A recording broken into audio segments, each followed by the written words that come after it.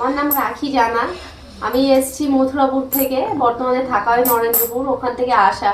So আমি প্রায় video দেখছি গত 2-3 মাস ধরে। সো ভয় প্রথম প্রথম যেমন করে আমারও হচ্ছিল, বাট যখন এখানে আসলাম টোটো স্ট্যান্ডে, যখন এসে আপনার নাম করলাম, তখন সবাই বলে দিল যে এখানে ডাইরেক্ট মানে এখানে এসেই নামিয়ে দিল, আর কোনো প্রবলেম হয়নি। হয়নি?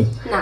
একাই এসেছো? হ্যাঁ, একাই এসেছি। সাহস করে? হ্যাঁ, আমার একা যেতেই পছন্দ করি। আমি সব জায়গায়, প্রত্যেকটা জায়গায় একা চলতে পছন্দ করি, কারণ জীবনে তো আর কেউ তো পাশে থাকবে তার তো কোনো মানে নেই। না। নিজের জীবন নিজেকেই দেখতে হবে, ভয় করলে হবে না। আমারও খুব ভালো লাগছে। সেই সুন্দরবনের মথুরাপুর থেকে এসেছো? হ্যাঁ, মথুরাপুর। কোথায় এসেছো বলো, কোন স্টেশন? আমি এসেছি নিমু স্টেশন। কিভাবে এলে?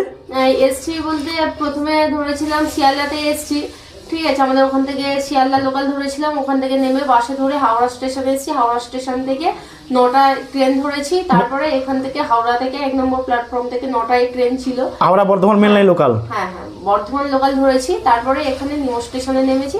এখান থেকে টোটো স্ট্যান্ডে এসেছি। টোটো স্ট্যান্ড 1 মিনিট হেঁটে টোটো স্ট্যান্ডে আসার পরে 10 মিনিটের মধ্যে এখানে চলে এসেছি। কোনো অসুবিধা হয়নি? না, কোনো খুব প্রবলেম। ভালো লাগছে? হ্যাঁ, ভীষণ ভালো লাগে। আর যারা এই ভিডিওটা দেখছে তাদেরকে কি বলবে? তাদেরকে বলবো কোনো প্রবলেম নেই, যাদের যাদের আসতে মন চাইছে নির্দ্বিধায় আসতে পারেন, কোনো অসুবিধা নেই। সুন্দরভাবে বললে তুমি, বলার জন্য তোমাকে আমাদের টিমের পক্ষ থেকে অসংখ্য ধন্যবাদ।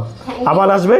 স্টিলের 5 টাকার কয়েন, 2 টাকার কয়েন, এই দুটোই রেয়ার ক্যাটাগরি কয়েন স্টিলের কয়েনের মধ্যে। দর্শকদের বারবার বলছি, জলের ঢেউ আঁকা 5 টাকার কয়েন কোনো প্রকার বিক্রি হবে না, যার ভ্যালু 5 টাকা 5 টাকা। আমি যে কয়েনটা রেয়ার বলছি সেই কয়েনটাই দামি।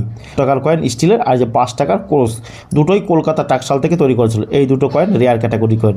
এই কয়েনগুলো আপনারা আমার কাছে বিক্রি করতে হবে। ভালো করে দেখুন, এই 5 পয়সার 1984, ভালো করে আপনারা দেখুন, কলকাতা থেকে তৈরি করেছে 1984। অপোজিট সাইডে আমরা দেখতে পাচ্ছি পিছনের অশোকের স্তম্ভের নিচে সত্যমের জয়তে লেখা রয়েছে, যে অশোকের স্তম্ভ বা লায়নের নিচে। এই যে এইটা হচ্ছে দামি কয়েন 5 পয়সার মধ্যে। এই কয়েনটার জন্য আপনারা 1000, 1500, 2000 টাকা আপনারা পাবেন প্রতি পিস।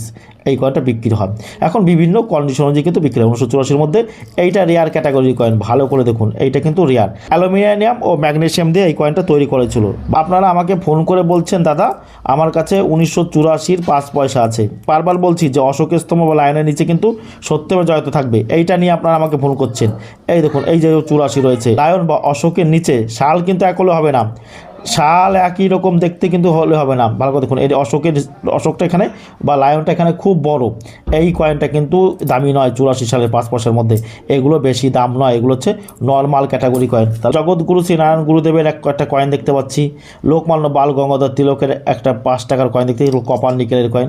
জগৎগুরু শ্রী নারায়ণ গুরুদেবের একটা রেয়ার ক্যাটাগরির কয়েন পাওয়া যায়, যেটা মিউল হবে। মিউল হলে কী হবে, এই dot dot dot dot dot dot থাকে।